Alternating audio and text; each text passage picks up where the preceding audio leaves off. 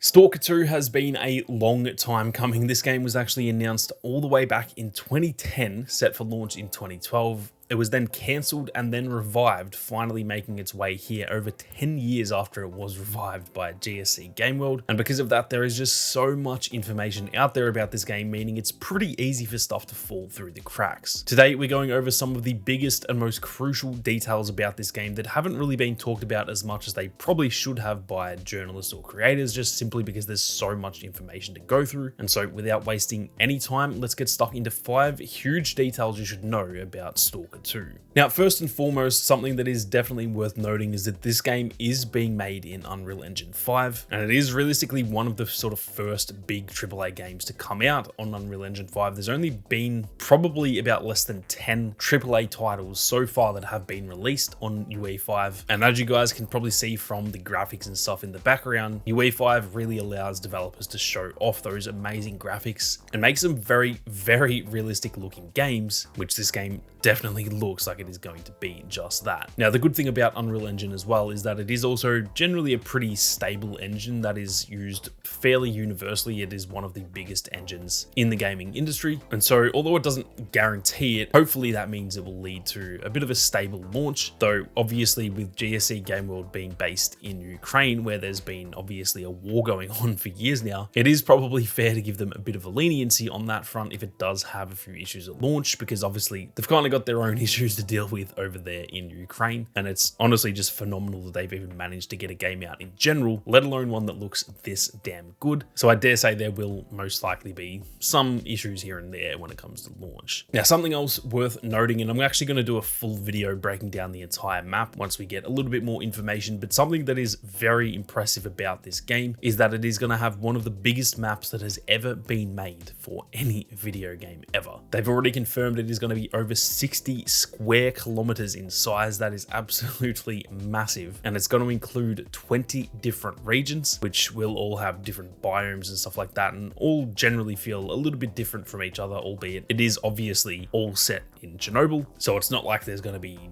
deserts and snowy areas and stuff like that. They're not that drastically different from each other, but from the stuff we have seen, there are definitely a few different biomes, and that's going to help the map feel a little bit different from one area to another. Now, a large part of this map, if not pretty much the majority of it, is based on the actual real layout and real locations within Chernobyl. They have dedicated a lot of time to researching the layout and overall structure of Chernobyl to make this as realistic as possible, obviously with some added elements to it, and there is the obviously supernatural sort of element to it, meaning some of it's going to be clearly unrealistic, but for the most part it is going to be as true as possible, I guess you would say, to being a real representation of Chernobyl. For anyone who played the original trilogy too, lots of these locations were also in the first 3 games, so it's kind of the same map as the original trilogy. It is just massively expanded, but obviously it makes sense to have a lot of the same locations. However, even those same locations have been expanded upon, not only in terms of just having increased fidelity, but there are some buildings, for example, in the original games that you can't get into, which you can now get into in S.T.A.L.K.E.R 2. And so even with a relatively similar map, they are still finding ways to expand that. They did also mention that you can pretty much go anywhere. There is very few areas on this map that have any boundaries at all, outside of obviously the sort of outside of the map. You can't just walk around the entire planet, but in terms of within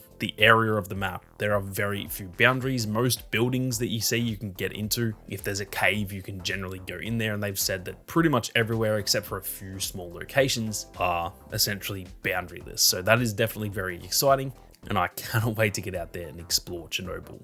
Now, before we go any further, if you guys are new to the channel and you are interested in more S.T.A.L.K.E.R 2 content, be sure to hit that subscribe button and turn on those notifications. There is plenty more content on the way, so make sure you don't miss out. Now, something else that the devs have confirmed is that this game is going to be a 100+ hour experience if you want it. It's not guaranteed that it has to be that long. Obviously, if you just want to focus on the main story, it will only be somewhere from around 20 to 30 hours total, which is pretty much just the standard of most games these days. However, if you want to experience the entire map, every single side quest, find all the weapons and upgrades, find each of the different anomalies and artifacts and all those sorts of things, the overall experience will be over 100 hours if you decide to do all of it. The best part about that is that they said they have pretty much much designed this game so that it can be really enjoyable if you just want to only focus on the main story. And if that's all that you do and you don't do any side content, the game will still be fun. And on the flip side, if you do not do a single main story mission and you just want to go out and explore, then it can just be a fun open world survival game too. And it's kind of meant to be fun no matter which way you've played it. Whereas obviously a lot of other games out there, you can't get to certain areas until you've progressed through certain parts of the story. And that is just not the case here at all. So this game is going to have a lot of freedom as to how we play it and how we approach it. And that's probably part of why it is going to be over 100 hours if you want to do everything there is to do.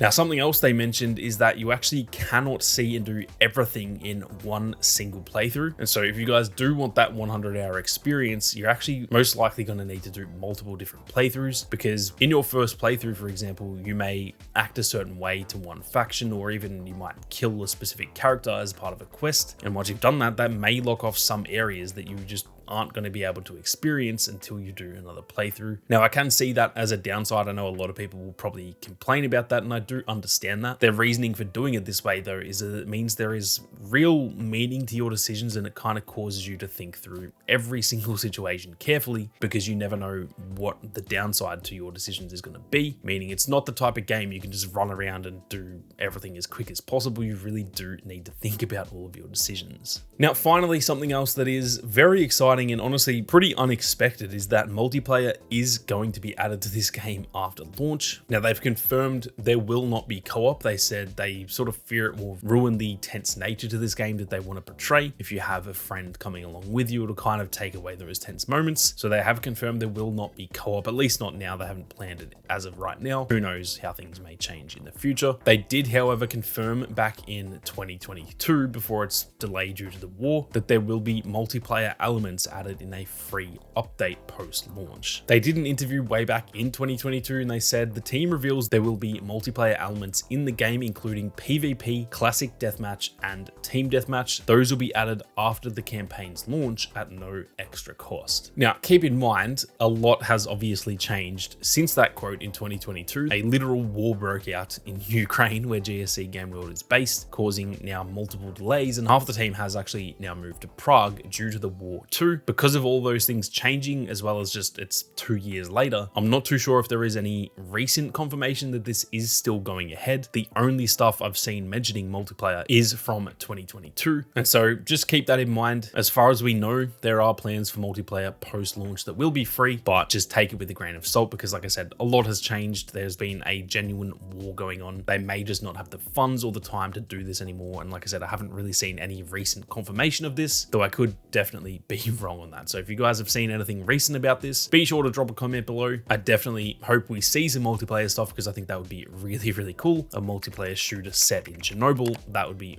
very, very fun to play. But with that being said, thank you all very much for watching. You guys have a great day, and I'll catch you all in the next one.